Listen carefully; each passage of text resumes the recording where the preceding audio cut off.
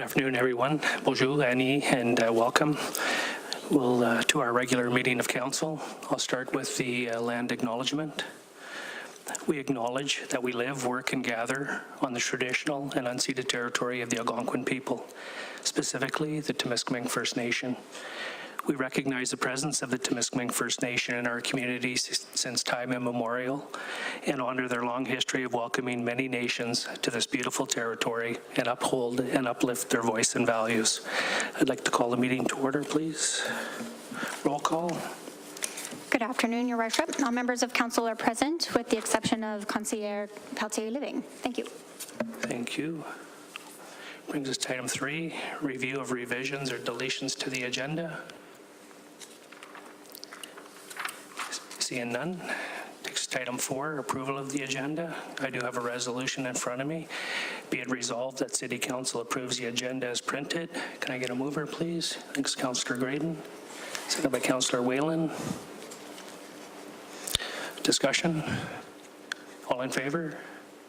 That motion is carried. It takes us to item 5, disclosure of pecuniary interest in general nature.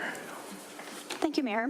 Councillor Melanie Ducharme declared a conflict of pecuniary interest related to Section 6, public meetings pursuant to the Planning Act, Municipal Act, and other statutes. Item A, regarding the Pavilion Women's Centre potential disposition of land presentation for the development of a second stage transitional housing project, as she currently employed by the Pavilion Women's Centre as the Executive Director. Thank you. Is there any others? Seeing none. It brings us to item 6, and we're still waiting for one more speaker that had registered to be here, and I know they should be here momentarily, so what we're going to do is just go past item 6 for now, and we'll come back as soon as they arrive. So item 7, review and adoption of the council minutes.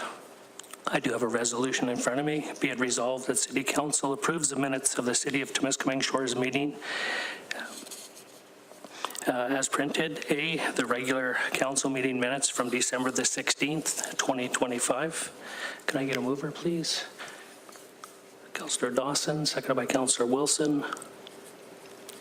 Discussion. Everybody get a chance to read the minutes? Any errors or omissions? Okay. So we have a resolution in front of us. All in favor? And that motion is carried. We don't have any presentations or delegations. Brings us to item 9, correspondence and communication. 9A, the Municipal Property Assessment Corporation. Read the 2025 Municipal Partnership Report that was received for information. B, from the City of Peterborough. Read the Sustainable Funding for Police Services request that was received for information. Item C, from the Township of Hornpain, proposed small northern new residential property tax class that was received for information. And item D, from the town of Elmer, read the support for call to action for justice and protection of Canada's children that was received for information. I have a resolution in front of me. Be it resolved that Council for the City of Temiskaming Shores agrees to deal with communication items 9A through 9D in accordance with the agenda of references. Can I get a mover, please? Councillor Dawson, seconded by Councillor Ducharme. Discussion? Councillor Ducharme. If possible, I'd like to see the Sustainable Funding for Police Services request come back. Thank you. Councillor Wilson. Yeah, thank you. C, Township Hornpain, bring that back. Thanks. Okay, thank you. Seeing any others? Okay, seeing no other comments, we have a resolution in front of us. All in favor? And that motion is carried. Takes us to item 10, Committees of Council, Community and Regional. I do have a resolution in front of me.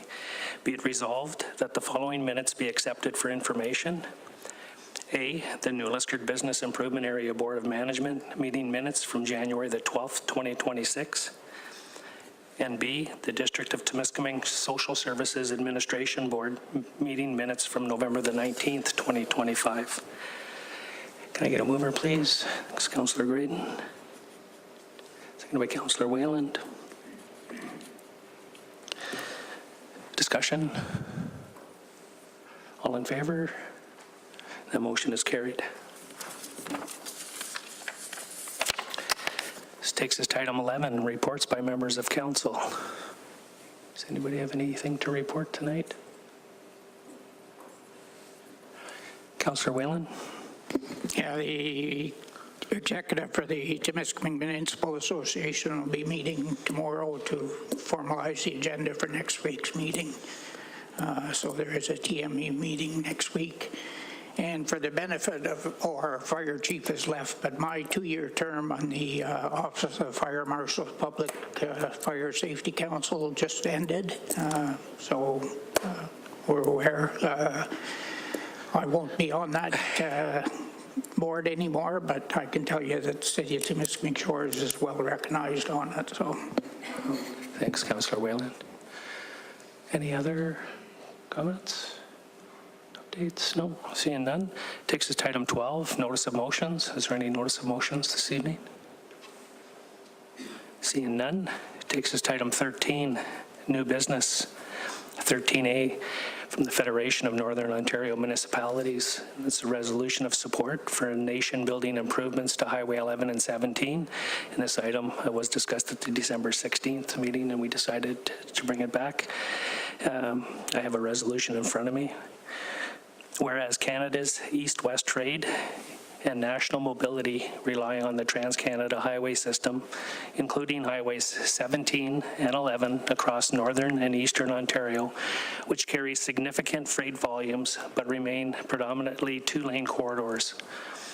And whereas four-laning the entirety of Highway 17 is the ultimate goal of the communities along the corridor, and whereas the proven 2+1 highway design, alternating passing lanes with a continuous median barrier, delivers safety outcomes comparable to full twinning at substantially lower cost, land and environmental impact, and can be scaled or converted to 4 lanes, 2+2, as volumes grow.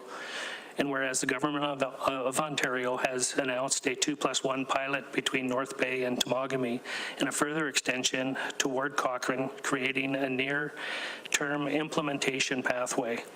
And whereas motorizing Highways 17 and 11 will improve safety, reduce closures, strengthen supply chain reliability for mining, forestry, and agriculture, tourism, and manufacturing, and enhance national resilience and emergency response capacity. And whereas a phased 2+1 build prioritizing Highway 11 and key sections of Highway 17 aligns with nation-building criteria, supports economic reconciliation with Indigenous partners, and enables integrated EV charging and low-carbon construction practices.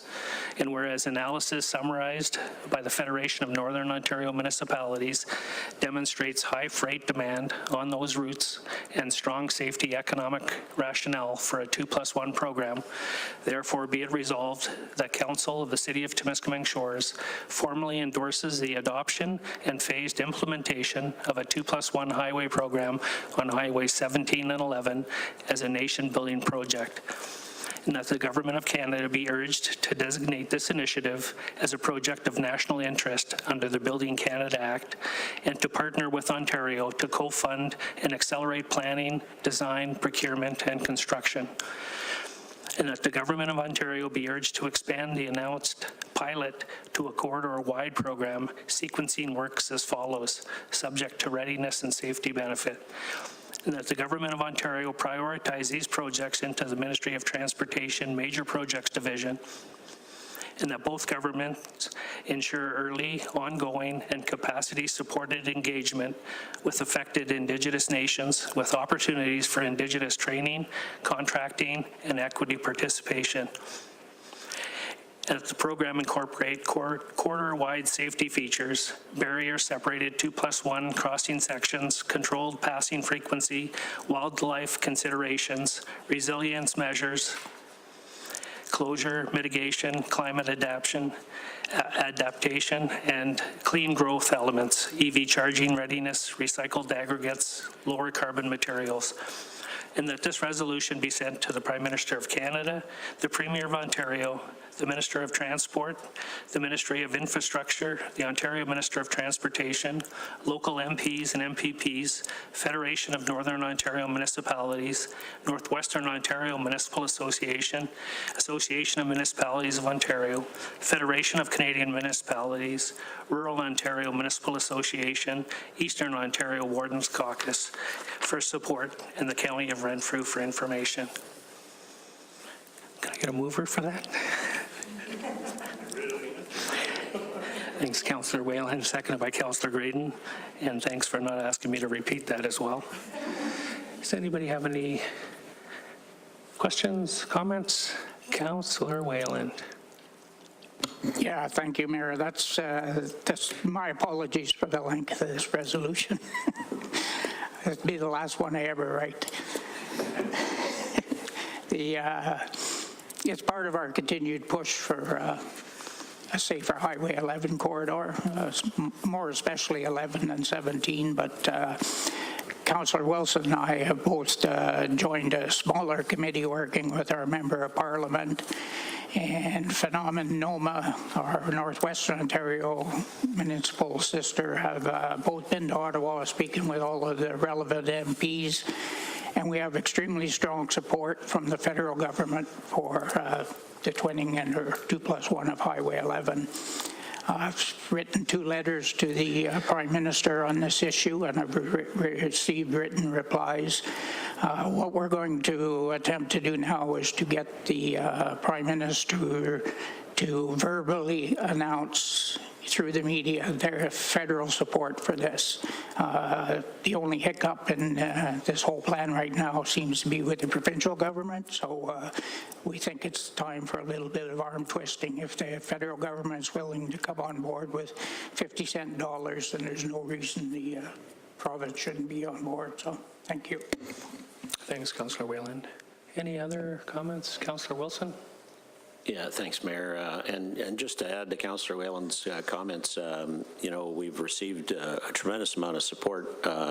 We have over 70 letters of support from municipalities, from industry, from organizations, from everything from, you know, our hockey associations to our mining companies here in the north who have all supported the initiative, and those letters continue to come in.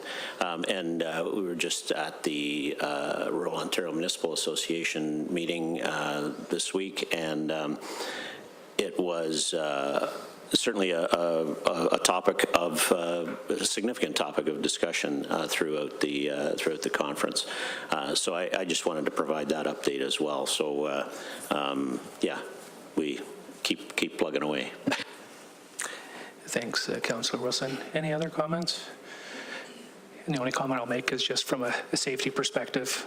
There is a number of things happening this weekend, you know, where communities right along Highway 11 will be publicly showing what their view is with respect to improvements that are needed. So right in line with that as well. So we do have a resolution in front of us. All in favor? And that motion is carried. So before we go to item B, since we have all of the speakers that have put their names forward beforehand, we'll go back to item 6, public meetings pursuant to the Planning Act, Municipal Act, and other statutes. And item A.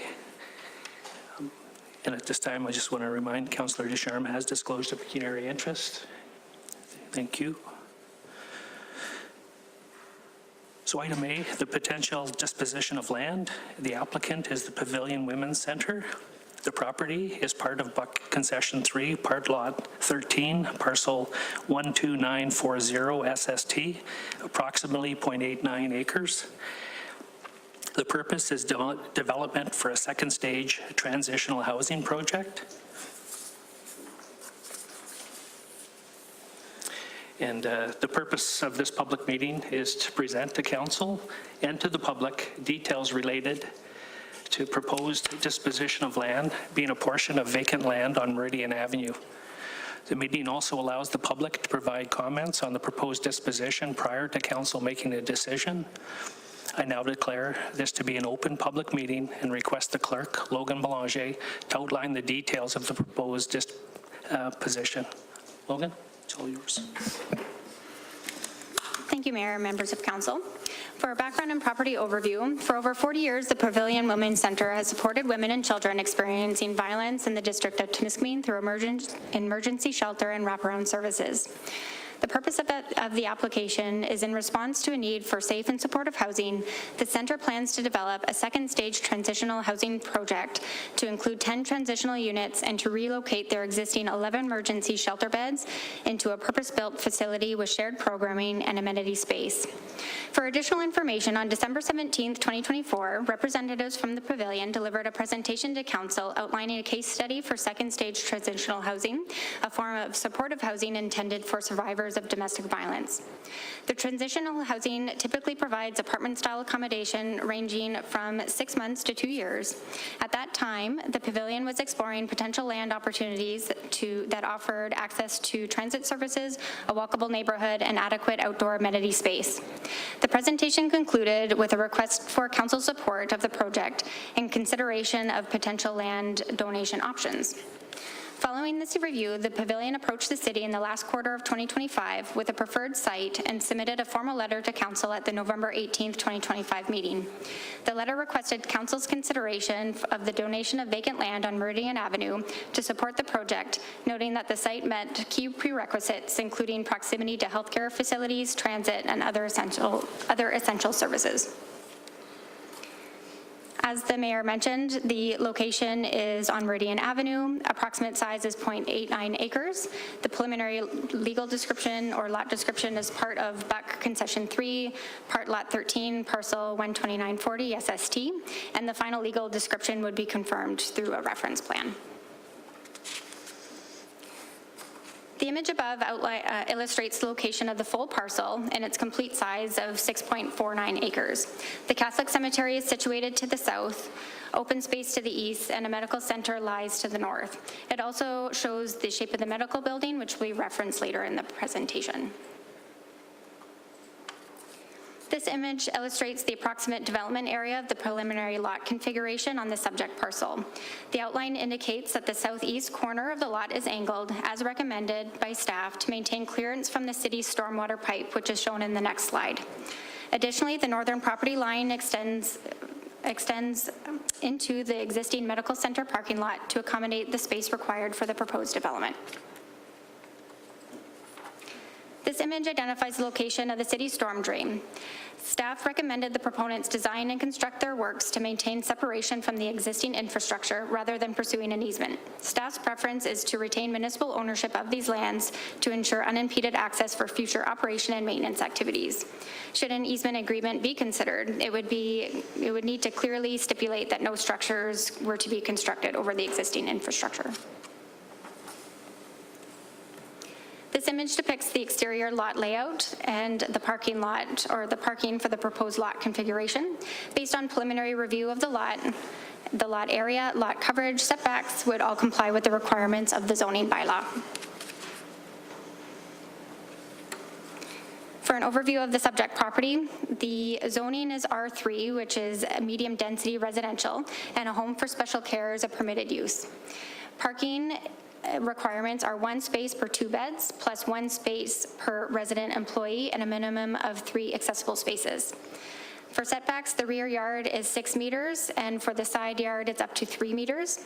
Lot coverage is a maximum of 40%, and the regulatory requirements are to be reviewed by the Accessibility Committee for reviews, a severance approval through survey, as well as site plan control. For road and parking considerations, an entrance permit would be required.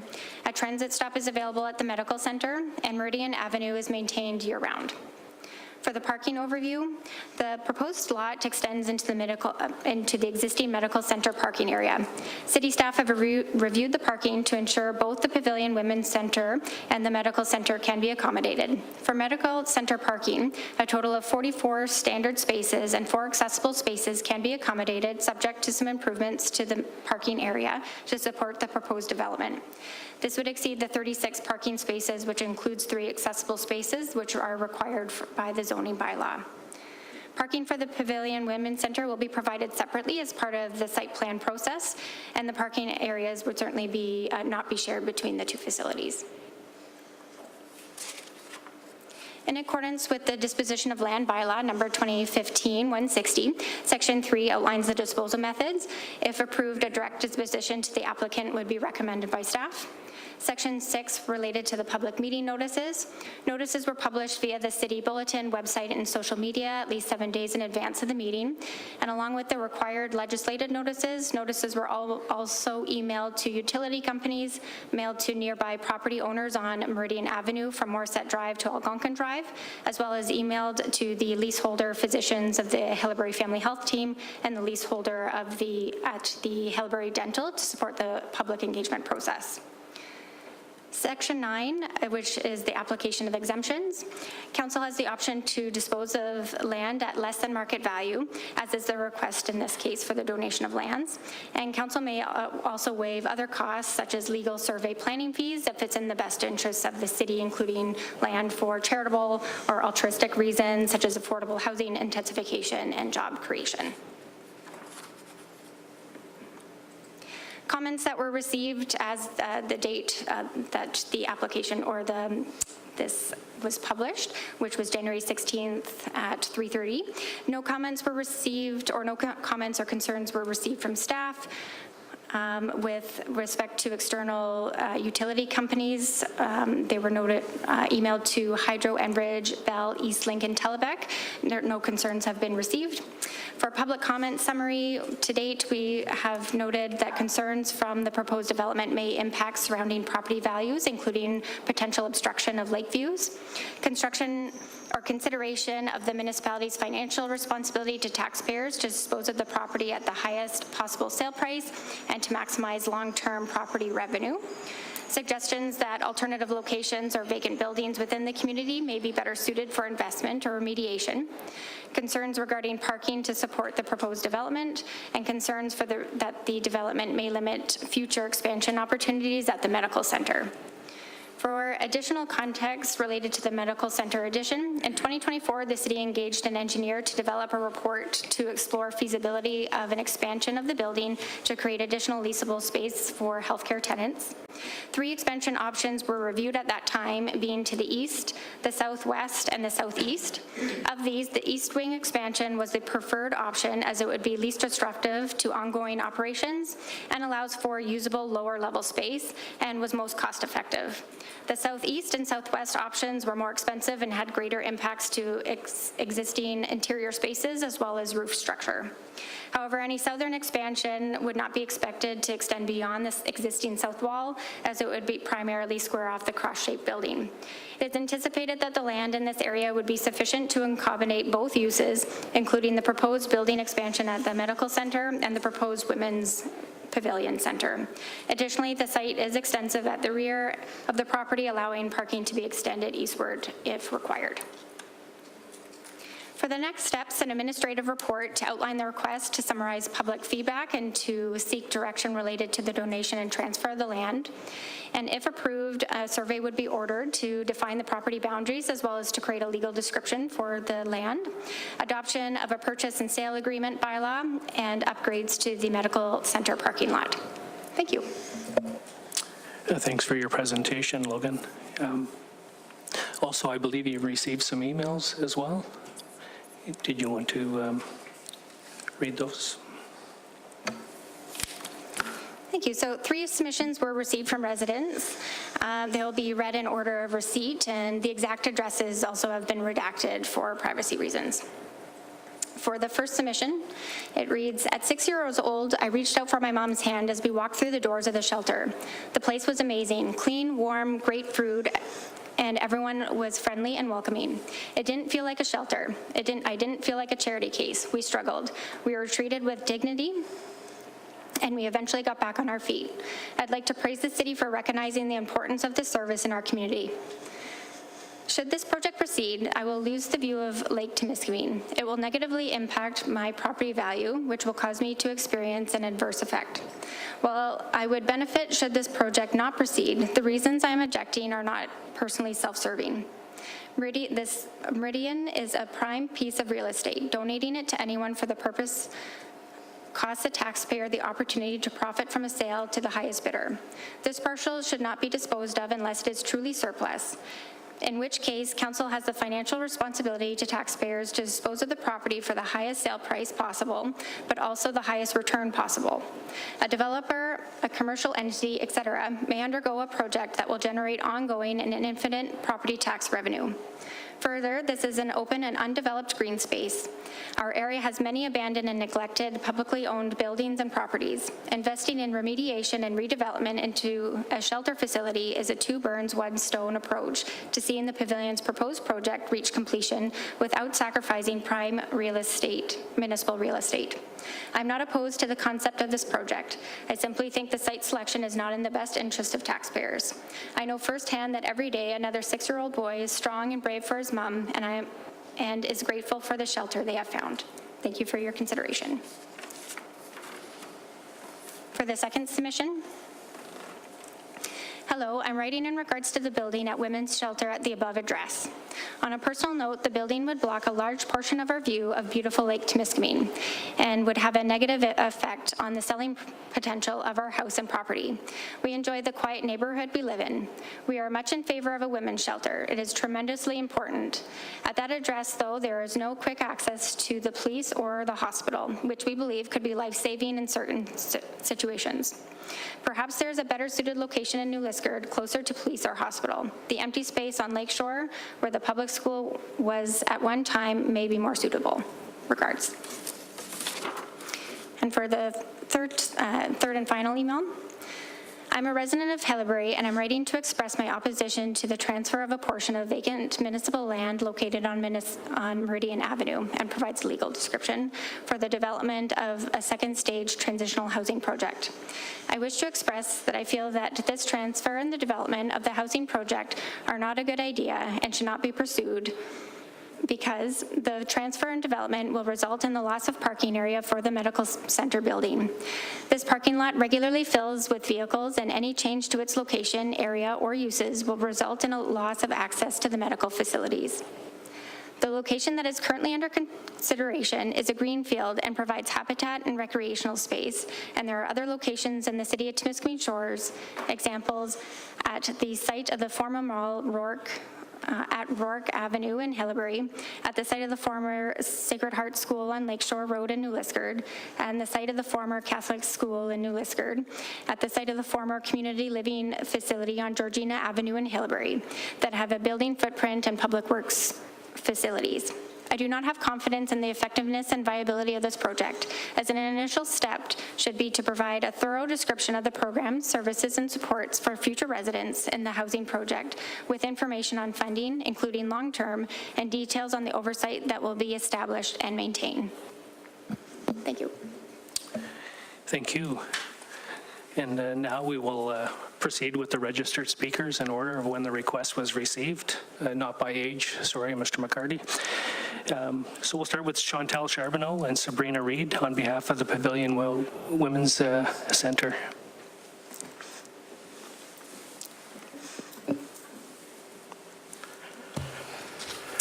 Good evening, Mayor, Council, and members of the public. Thank you for the opportunity to speak today. My name is Chantal Charbonneau, and I'm proud to serve as President of the Board of Directors for the Pavilion Women's Center. I also want to take a moment to introduce a few people who are here with us this evening. So I've got Sabrina Reed, our second stage housing coordinator, as well as a few people online. I believe we have Megan Golfetto and Kyla Tanner. They're our project coordinators with Women's Shelters Canada. and they've been instrumental in this project, and they are supposed to be joining us virtually. I'm not sure, are they? They are? Okay. We are also joined tonight by a few of our board members sitting in the public seats, as well as many of the pavilion staff members. Thank you all for being here and for your ongoing commitment to the women and children we serve. As was mentioned, Pavilion has been a trusted resource in our community for more than 40 years, providing safety, support, and hope for women and children fleeing violence. We've done so in a residential neighborhood and look forward to expanding our services to include second stage transitional housing for women who need additional time to heal from trauma. The Pavilion Women's Center provides critical support services for women and children fleeing violence, including emergency shelter for immediate safety, counseling and emotional support to help survivors heal, advocacy and legal assistance, safety planning, programs for children, and community education to prevent violence. These services not only save lives, but they help break the cycle of abuse, creating a safer and healthier community for everyone. Every day we see the difference that compassionate care and practical assistance can make. But the journey doesn't end there. It doesn't end when someone leaves an emergency shelter. Many families need more time and support to rebuild their lives. That's why second stage housing is so critical. It offers a secure, affordable environment where women and children can heal, access programs, and take steps towards independence. This project that we've been working on for 2 years now aligns with our shared priorities of creating a safer, healthier community and addressing housing needs for vulnerable populations. The donation of land from the city would make this vision possible. It's not just a piece of land. It's a lifeline that will change lives and strengthen our community. We deeply appreciate your consideration and support in making this happen. Although on behalf of the Pavilion Women's Center, thank you for your time, your leadership, and your commitment to building a stronger, safer community for everyone. And we are here to answer any questions that may come up. Thank you. And at this time, Dennis McCarty, a resident. Dennis, if you want to come up and...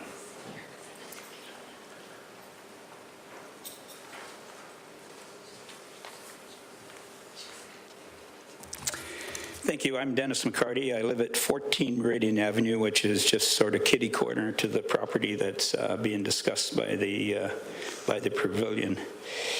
One of the things when reading the material and preparing for today that I found rather disturbing was that the original pavilion was 42 years ago.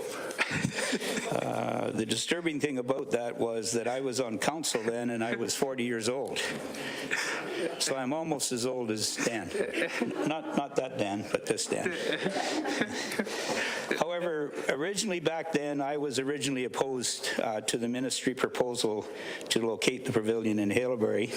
I was assured that it was a Kirkland Lake issue, not ours. However, my wife Karen, an RN in emergency at the hospital, and an OPP officer convinced me otherwise, that this was also a tri-town issue.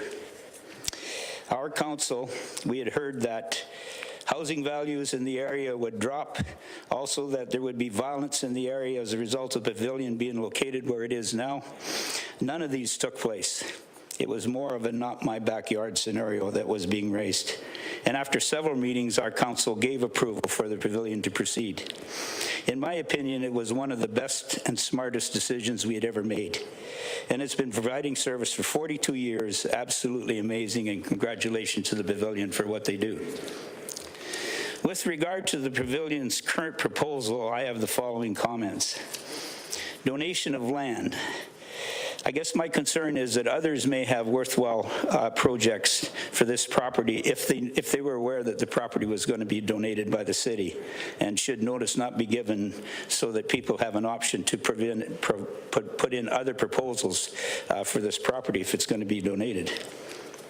And for the pavilion's awareness, and I've discussed some of these with them, this may not be the best site.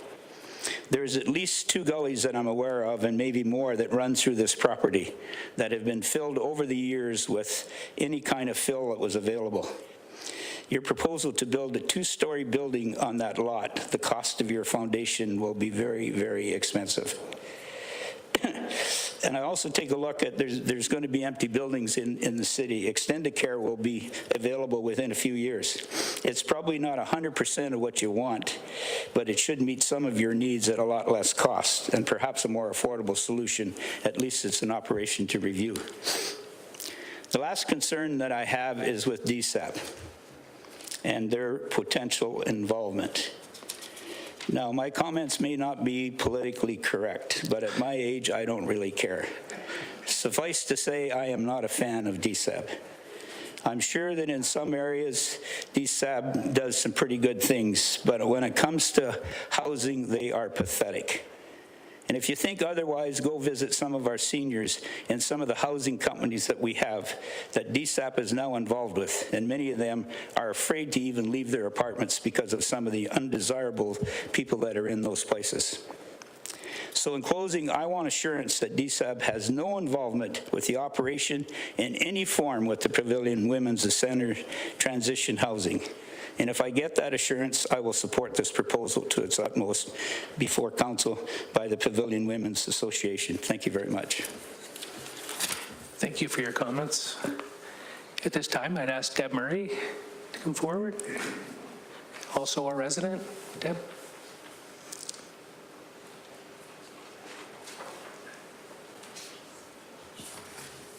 That was really good for an old guy, Dennis.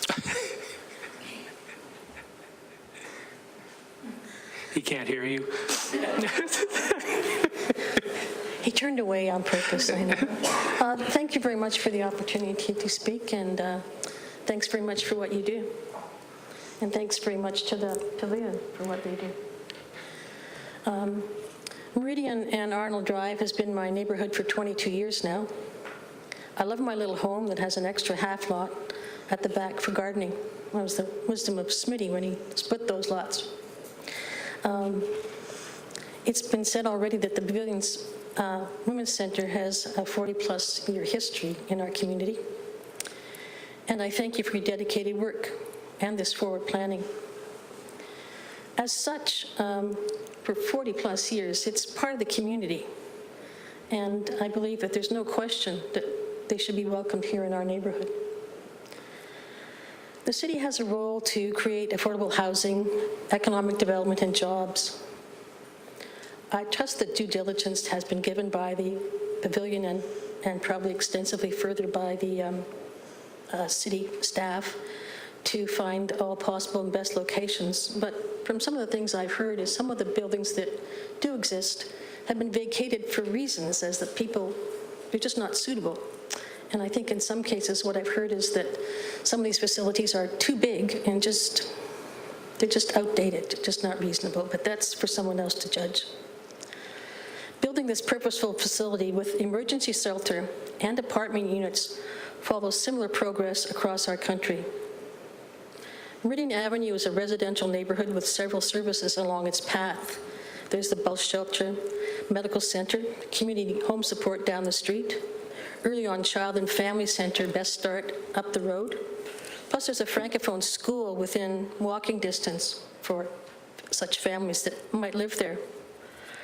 That adjacent bus stop provides access to public transportation, which is be critical for those people to shop and get the jobs to finance their change of life.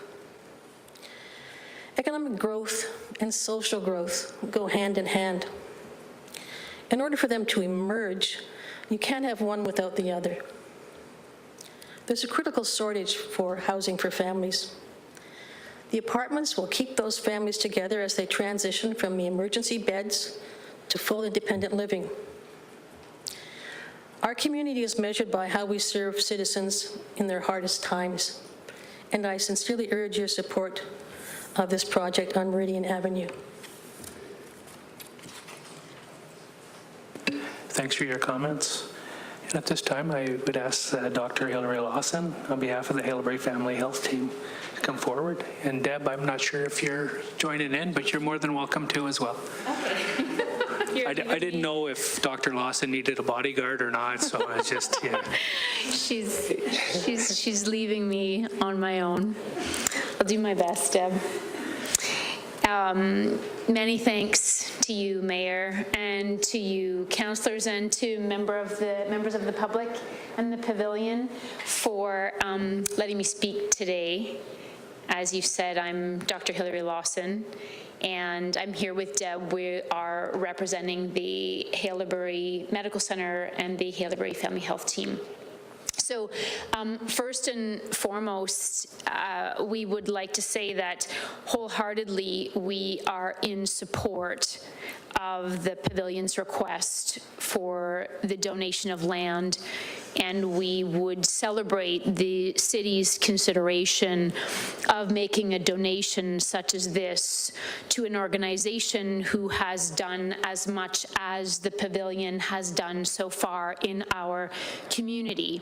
Certainly as a medical team, we are hugely in support of initiatives that go to further the health and safety of our more marginalized and our vulnerable people, and in this case, namely women and children in our community. So our concerns are not in any way with the project itself as a concept and the donation of land itself. Our concerns arose more out of the process and also our own needs and our own hopes to grow the medical community so that we can actually increase our ability to respond to the unmet need for medical care that's in the community of Halebury as it is. And so our first concern was that we only became aware of this project through the public notice mechanism and didn't really have any degree of lead time to partake in any kind of discussions ahead of time with the city around this potential project and its implications to us. Secondly, we would have hoped for more clarity, more information, more detailed information coming to us. We were informed about the availability of the 44 parking lot spaces, including accessible spaces to us, but it was unclear whether that meant 44 both on the south side and the north side, if that was our sum total, or if that was 44 on the south and then that we continued to have the additional parking available that's to the north of the building. I've seen now that you've clarified some of these details in your proposal, but one of them that, in particular, you clarified whether or not this would be shared with pavilion parking, which sounds as though these would be two separate pieces, but that was also unclear in the information that we were given, even when we requested more details.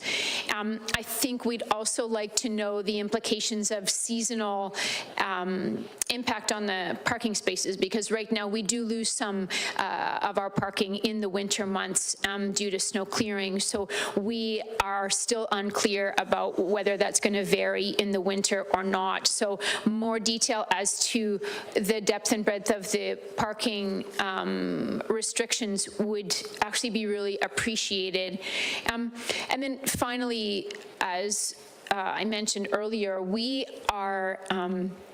can't help but say that we are bursting at the seams. We are jammed for space. In the medical clinic, we are actively trying to recruit a 7th physician to our medical clinic, and we are struggling with whether we can actually do that because we don't have the physical space in which to house her practice. We have overlapping use of some of our rooms by various allied health people, so respiratory therapy, foot therapy. They will overlap in and out of nursing rooms so that we have space for all of them. So certainly our ability to continue to grow, and that's our hope. We like the building we're in. We love that location. We've had huge support from the city. I have to say, I'm here as a product of that support. And so we really appreciate the building we have. We just know that we are, as I say, bursting tight for space, have long been talking to the city, as you know, about any ability to expand our square footage to accommodate what we know is just this ever-increasing need.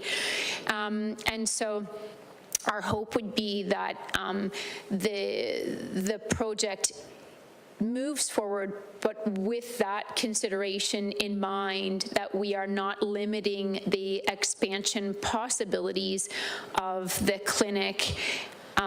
We actually even talked amongst ourselves as to whether the pavilion build could somehow have some space in it for some medical offices, but that's a bit pie in the sky. So all to say, this is just ever present on our minds, and we wanted to have that in the minds of the city as well, to just be aware that we ourselves have a need for expansion. Our need to accommodate more medical practitioners is definitely there, and that we would like this project to be designed with that in mind, so that the expansion and the limitations to parking don't limit that, and that the parking recognizes a future need for more spaces if we do have a chance to grow. Thanks very much. Thanks so much for your comments. So if there are any additional members of the public who wish to speak to this application, please come forward to the podium, state your name for the record, and indicate whether you are a resident or a non-resident of the city.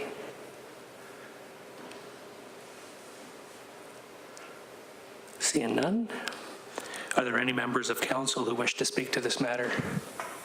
Councillor Whalen. Yeah, thank you, Mayor. Thanks for those that did speak. This very council has passed numerous resolutions pushing the issue of intimate partner violence to the forefront, and I'm very proud of the work we did bringing the attention to that, and I fully support the pavilion in their exercise. My question, I guess, is for staff as far as the property that's in question. You know, you go whether it's a municipal election, provincial election, or federal election, the number one issue is dealing with health services and the availability of doctors. If you look at this, as the city, fingers crossed, continues to grow, and we have the ability to attract more doctors, we're pretty well handcuffing ourselves on the current facility for the family health team. So my question to staff, when they do bring this back for discussion on whether or not we want to donate the land, is this the only land available? Have we considered maybe a land swap with Jarlette, who are also made a presentation here looking for land? Are there other options that won't handcuff the expansion of the Hellebury Clinic? Just so that 5-10 years down the road, we're not saying, sorry, you can't expand, you'll have to move. So that's a serious consideration. As you know, I fully support the project, but I have serious concerns as to the property being selected. Okay. Thanks, Councillor Whalen. Any other comments from council? Councillor Wilson. Yeah, thank you, Mayor. Just a question in relation to Mr. McCarty's discussion about the land itself.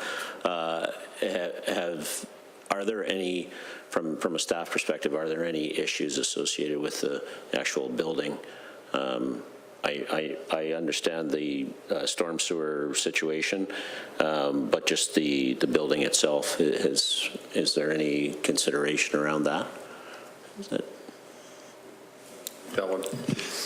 Just in terms of the size and the coverage that the building's going to be providing, it's all within the parameters of the zoning bylaw, and the height and the number of rooms and the required parking, everything fits within the zoning bylaw.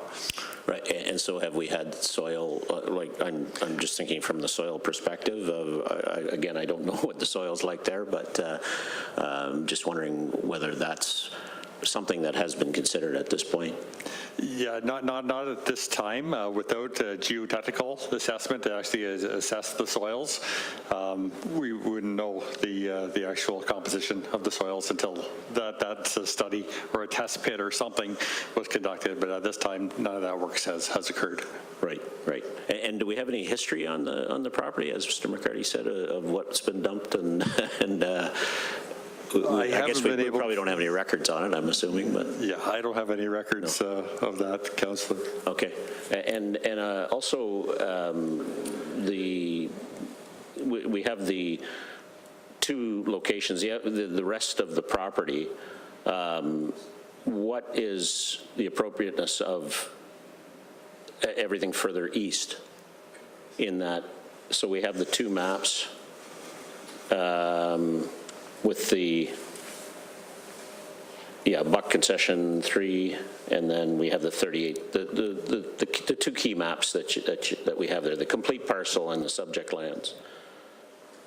So the complete parcel, we own that entire, the city owns that complete parcel, correct? Yeah. Yep, that's correct. And so what's the appropriateness of the land to the east? Again, I obviously know where the property is, but never walked it or anything like that. So yeah, the infrastructure requirements, by moving the structure further east, you'd need to cross a ravine, and you'd be actually going over that storm pipe as well. Yeah. Just the servicing, that would be one of the considerations from the Women's Pavilion perspective, and it would just be the cost. And from a parking perspective?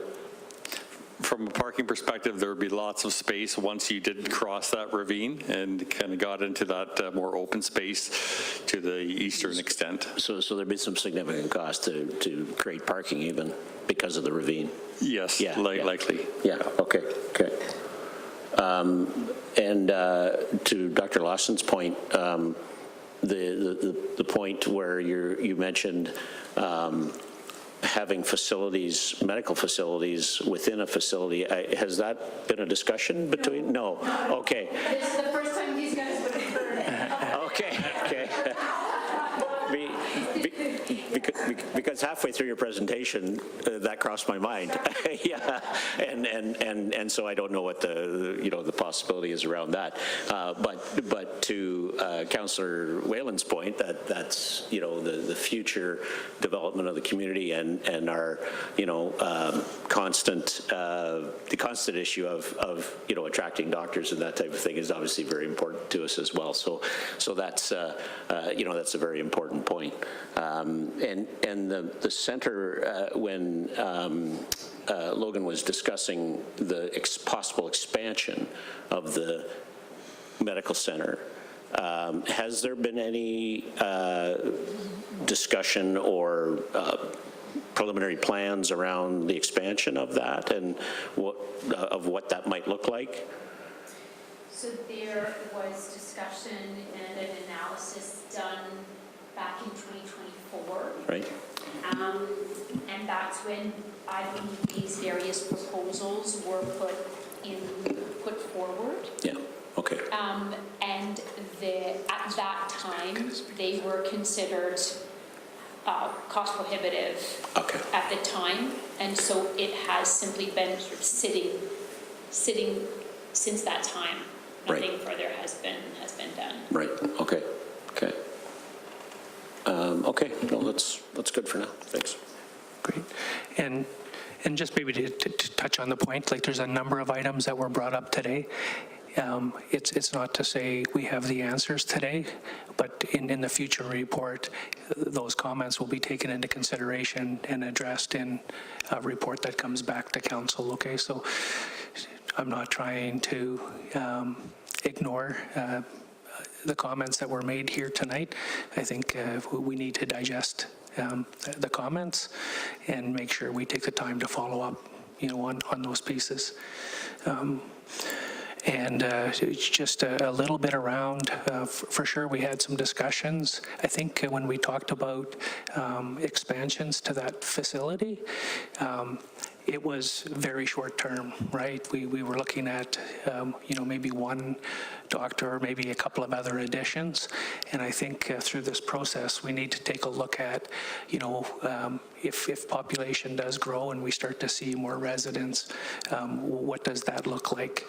And because for sure, I think when we go through the presentation and it talks about the addition, can be managed with those two pieces, right? It's based on that assumption that there's only one or two additions, to that property. So I think some ongoing dialogue, I think, needs to take place as well, along those routes. Is there anybody else that wants to comment before I keep going on? Yeah. He always cuts me off. No, I'm kidding. I'd just like to ask, for Thanks, Councillor Wilson. That was great.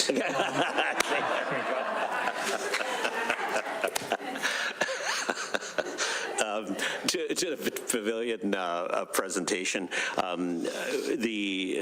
there was some discussion from other presenters regarding other locations.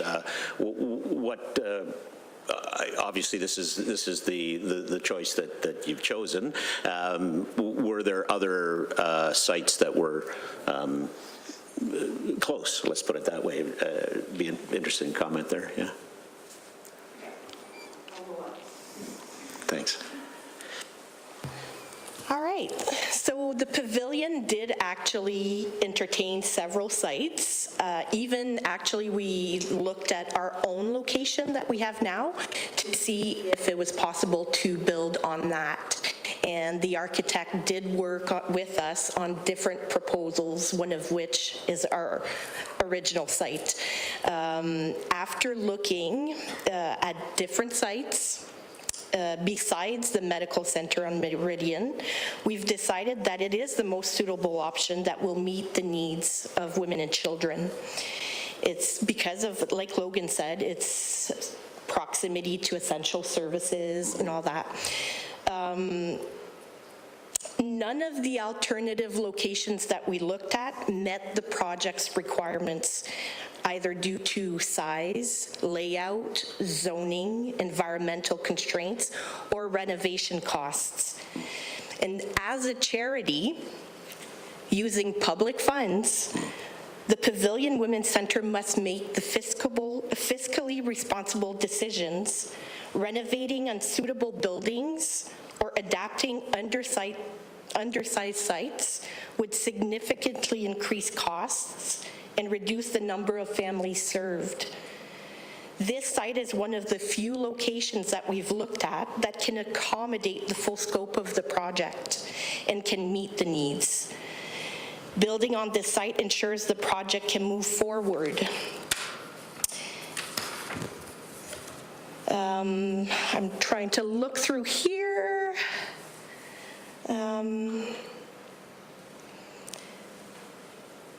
As any contractor will tell you, sometimes building new is more affordable than knocking down walls and seeing what lays behind them.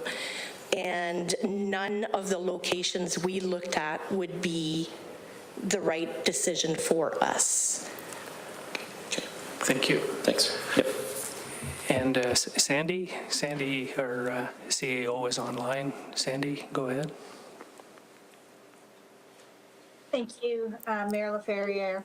I just wanted to advise, as far as decision-making, that the Asset Management Planning Group has met and developing plans to provide council with a presentation on assets. We are waiting for the assessment that is being done on a number of assets, buildings, as part of that.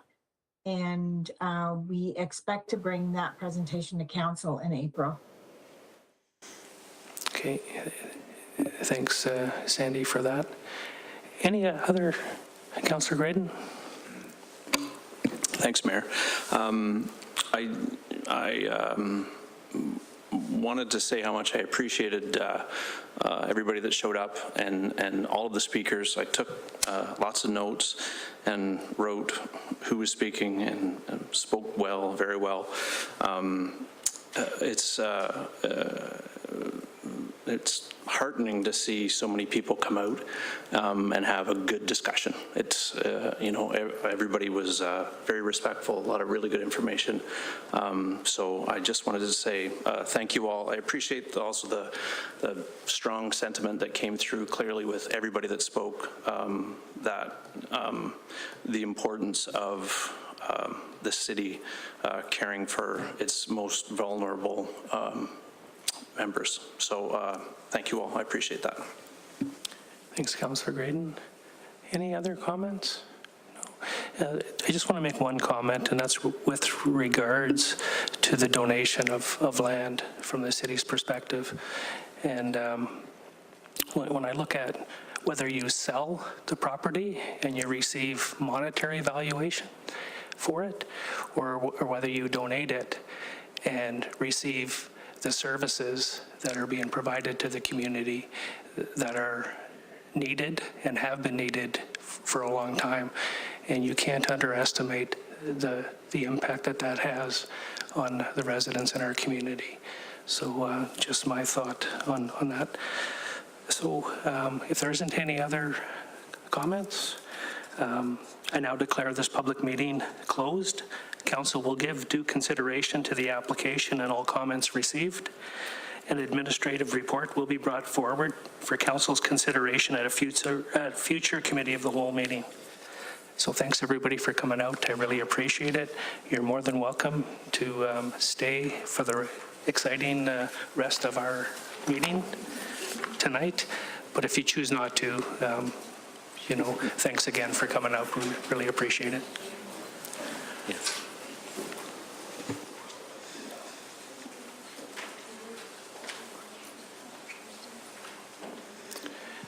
Yeah, we'll just take a couple of minutes while folks are moving.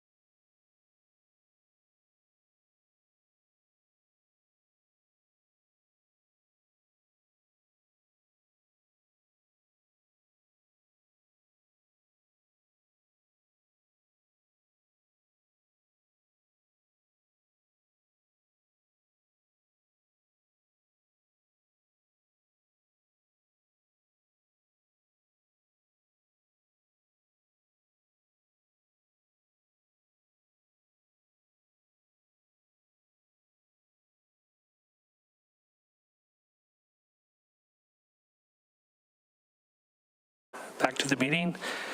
So it takes us to item 13B, and that's council's attendance at various conferences.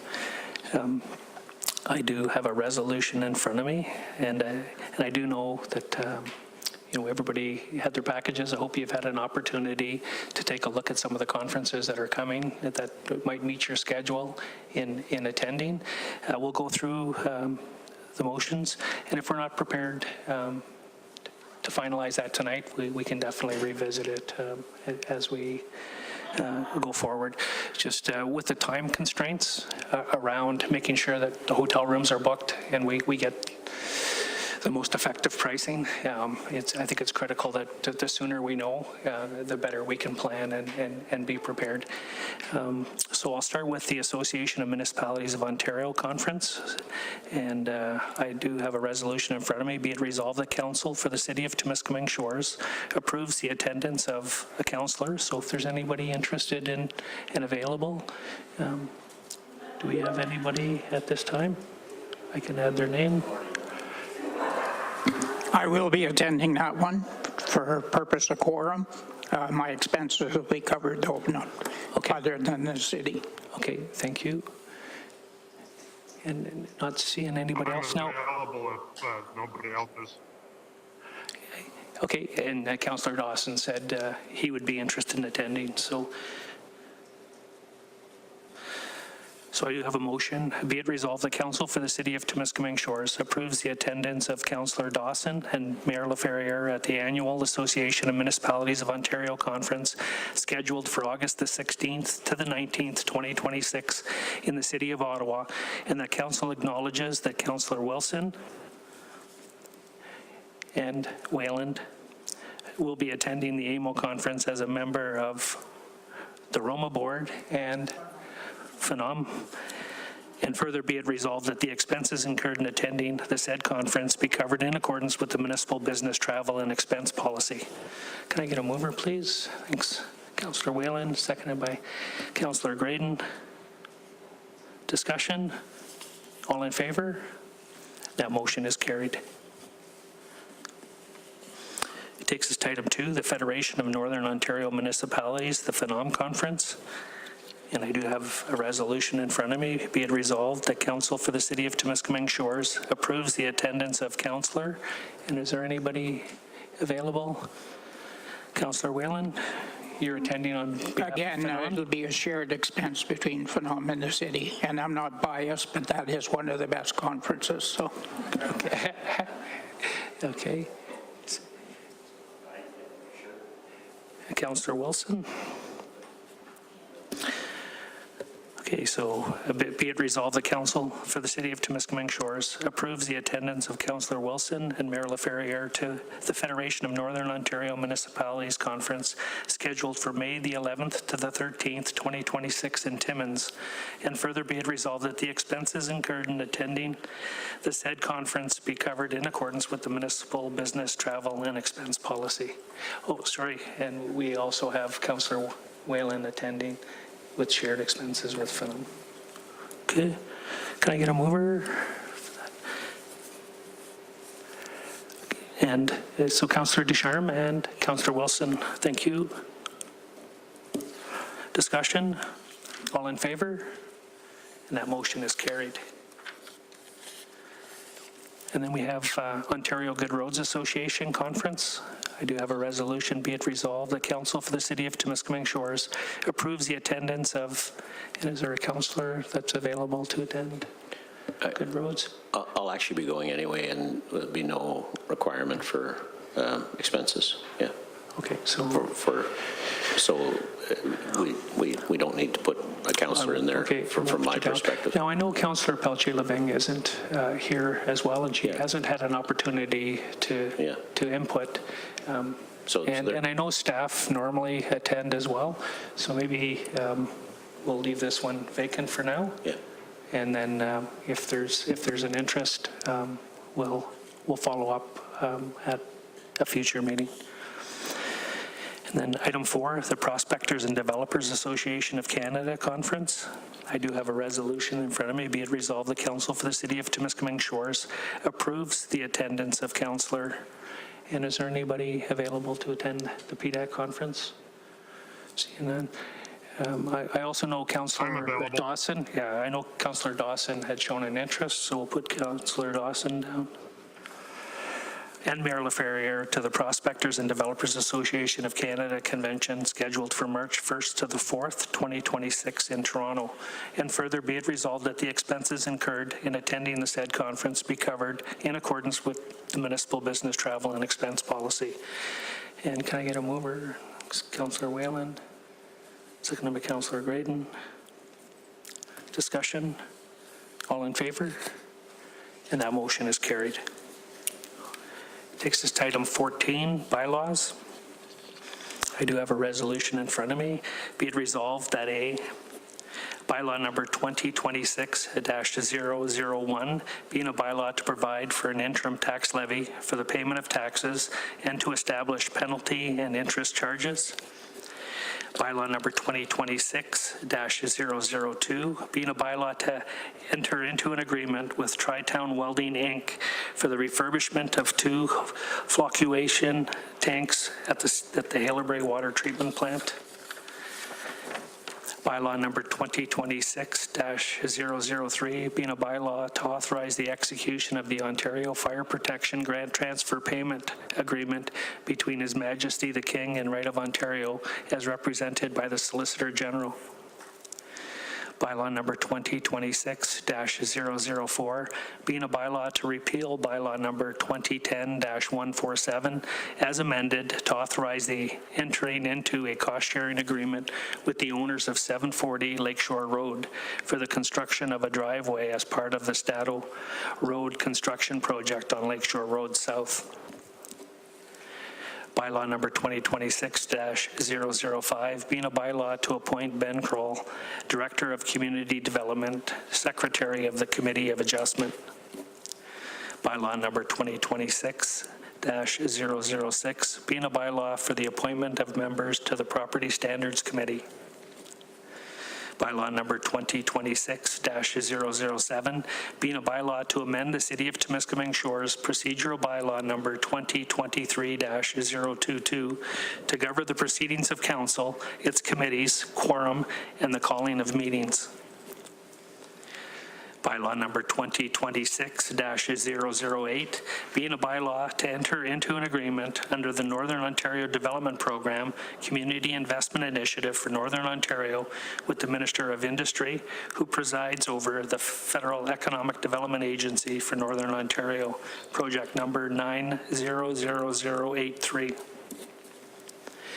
Bylaw number 2026-009, being a bylaw to enact a zoning bylaw amendment to make exceptions on Part Lot 8, Concession 3, Diamond, ASN Lot 115165, Exception Part 54R5263, to reduce the interior and rear yard setback, increased lot coverage, reduced parking, and partially located a loading area within a required yard in the City of Temiskaming Shores zoning bylaw 2017-154, hereby introduced and given first, second, and third and final reading, be signed by the Mayor and Clerk, and the corporate seal affixed thereto. Can I get a mover, please? It's Councillor Wayland. Second by Councillor Graydon. Discussion? All in favor? That motion is carried. Takes us to item 15, schedule of the council meetings. A, we have a committee of the whole meeting scheduled for Tuesday, February the 3rd, 2026, beginning at 3 p.m. And B, we have a regular council meeting scheduled for Tuesday, February the 17th, 2026, beginning at 6 p.m. That takes us to item 16, question and answer period. Is there any questions for council? Seeing none. It takes us to item 17, closed session. And I do have a resolution in front of me. Be it resolved that council agrees to appoint Sandra Lee as clerk from section 17B, closed session, human resources update, to the completion of section 19, adjournment of the January 21st, 2026 regular council meeting. Can I get a mover, please? Thanks, Councillor Ducharme, seconded by Councillor Wilson. Discussion? All in favor? That motion is carried. Also have a resolution to be resolved. The council agrees to convene in closed session at, I'll say 5:30, to discuss the matters referenced below. One, under section 239 2B of the Municipal Act 2001, a personal matter. That's the New Liskeard Business Improvement Area Board of Management for a board vacancy. 2, under section 239 2B of the Municipal Act 2001, personal matters about an identifiable individual, and that's a human resources update. Can I get a mover, please? It's Councillor Whalen. Second by Councillor Graydon. Discussion? All in favor? And we are in closed session. Thanks, everybody, for coming out tonight. Appreciate it. Have a great evening and drive safely.